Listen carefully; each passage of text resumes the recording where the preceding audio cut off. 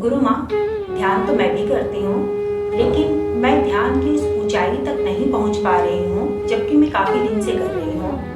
तो मैंने देखा है कि जो गुरु वगैरह होते हैं, महागुरु, ये लोग कुछ विशेष मुद्राओं में बैठते हैं। तो इन मुद्राओं से क्या कोई विशेष लाभ मिलता है? ऐसा हमें करना चाहिए?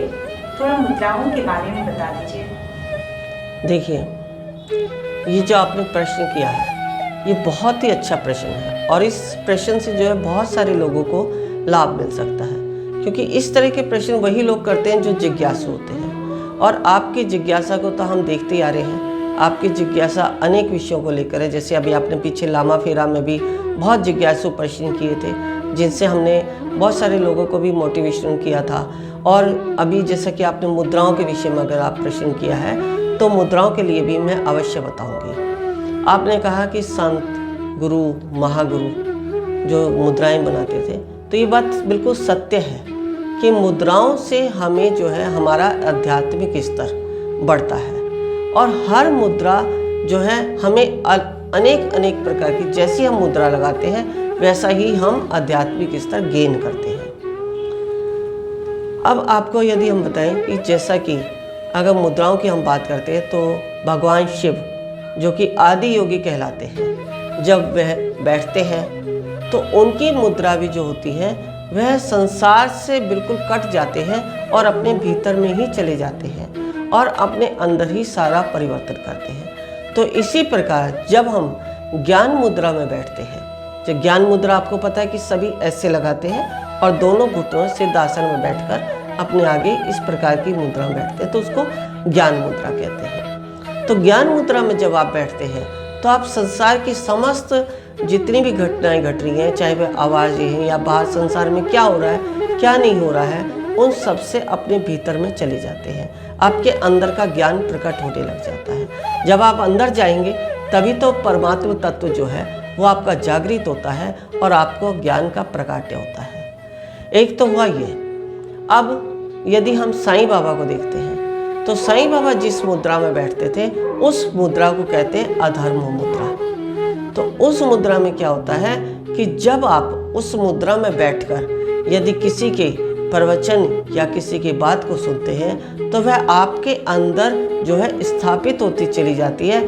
आपके कॉन्शियस माइंड और सबकॉन्शियस माइंड दोनों को ही एक्टिव करती है। जो बात आप कॉन्शियस माइंड में कर रहे हैं या सबकॉन्शियस माइंड में आपके अंदर बैठी है, वो कॉन्शियस माइंड में आपके अंदर आके सामने वाले को आप उसका ज्ञान प्रकट कर सकते हैं। आप उस कॉन्शियस जो आपके सबकॉन्शियस माइंड में है, वही आप कॉन्शियस माइंड में लाके सीधा उसका जो है प्रचार या ज्ञान सामने वाले को दे सकते हैं। तो एक तो ही ये मुद्रा।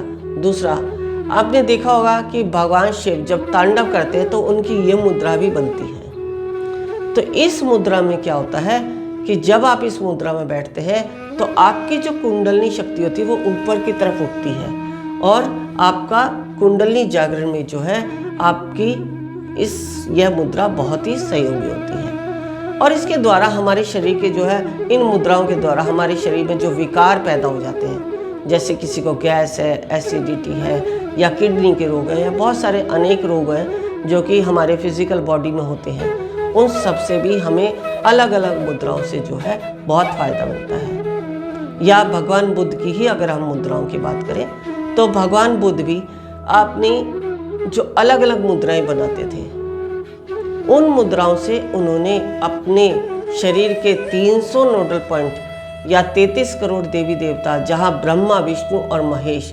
त्रिदेव निवास करते हैं, जहाँ शक्ति, संपन्नता और सरस्वती जो है वास करती हैं, उन सबको उन्होंने जागृत किया। या हमारे शरीर में जो भी कोई आप इस प्रकृति में देखते हैं, जो इस संसार में देखते हो, पूरे ब्रह्मांड में जो कुछ भी दिखाई देता है वह सब हमारे शरीर में होता है।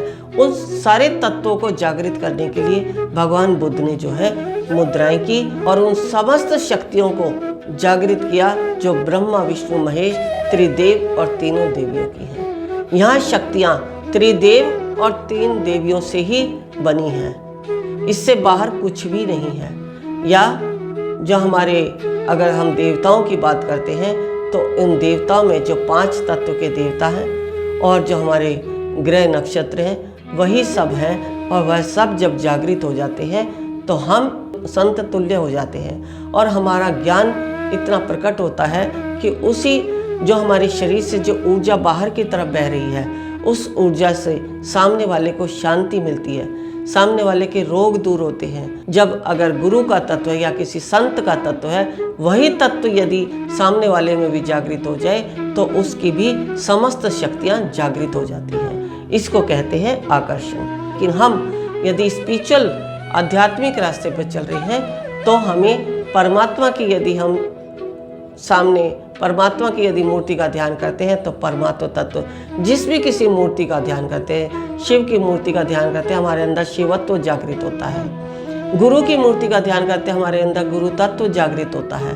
तो गुरु या शिव दोनों बराबर हैं, इन दोनों में कोई भी अंतर नहीं है। तो इन दोनों की शक्तियाँ जागृत करने के लिए हम मुद्रा विज्ञान करते हैं। मुद्रा को विज्ञान इसलिए कहा गया है क्योंकि यह हमारे फिजिकल बॉडी के पॉइंट्स को एक्टिव करता है। ये पराविज्ञान भी कहलाया गया है क्योंकि जो विज्ञान से परे है, जो सूक्ष्म शक्तियाँ हमें दिखाई नहीं दे रही हैं, वही सूक्ष्म शक्तियाँ हमारी इस मुद्राओं के द्वारा जागृत हो जाती हैं। आप भी इन मुद्राओं को जब आप अपने जीवन में अपनाएंगे, जैसा आपने योग को अपनाया तो योग से आपको बहुत फ़ायदा मिलता है। आप प्राणायाम करते हैं तो प्राणायाम से आपको बहुत लाभ मिलता है, लेकिन यहाँ जो लाभ मिले हैं आपको वो फिज़िकल बॉडी में मिले हैं। लेकिन जब आप मुद्राएं करते हैं तो आपको फिजिकल बॉडी के साथ साथ इस डिवाइन की एनर्जी के भी, इस डिवाइन में जो भी कुछ है वो सब भी आप अपने अंदर की शक्तियों को जागृत करके प्राप्त कर सकते हैं।